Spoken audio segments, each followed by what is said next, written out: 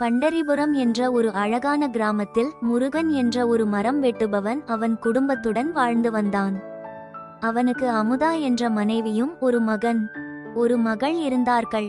அவன் கடும் உழைப்பாளியாகவும் நேர்மையானவனாகவும் வாழ்பவன். அவன் அவ்வப்போது காட்டிற்கு சென்று மரம் வெட்டி அதை பக்கத்தில் இருக்கும் ஒரு நகரத்தில் விற்பனை செய்து அதில் வரும் பணத்தை வைத்து குடும்பத்தோடு சந்தோஷமாக வாழ்ந்து வந்தான். அவனுடைய வாழ்க்கை எளிமையானது. ஒரு நாள் அவன் வழக்கம் போல் காட்டுக்குச் சென்று ஒரு பெரிய மரத்தை வெட்ட ஆரம்பிக்கிறான். அந்த மரம் ஆற்றங்கரை ஓரத்தில் இருக்கிறது.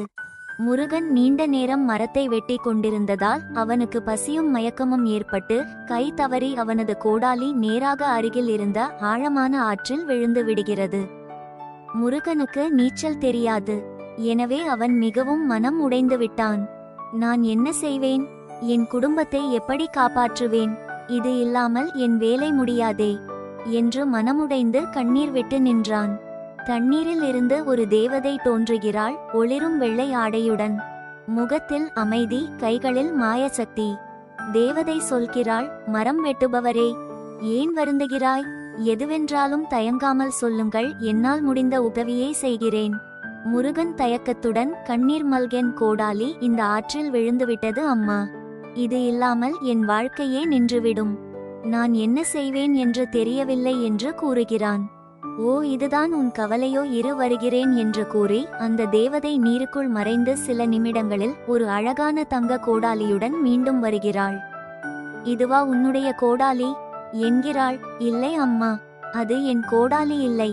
என் கோடாலி இரும்பாலானது, பழையது.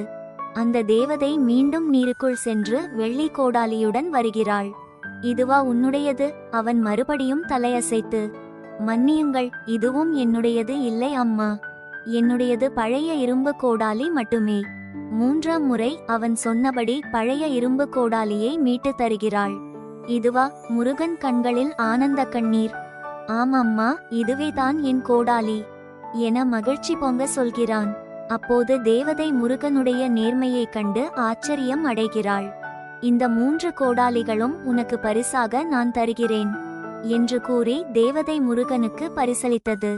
முருகன் அந்த 3 கோடரிகளையும் மிக மகிழ்ச்சியுடன் பெற்றுக்கொண்டு தேவதைக்கு நன்றி சொல்லிவிட்டு ஊர் திரும்புகிறான். அவனது வாழ்க்கை அதன் பிறகு செல்வ செழிப்பாக மாறிவிடுகிறது. செல்வந்தனாய் மாறிய பிறகும் முருகன் நேர்மையானவனாகவே வாழ்ந்து வந்தான். ஊரார் அனைவரும் அவனது நேர்மைக்கு கிடைத்த பரிசாக நினைத்து பாராட்டினர்.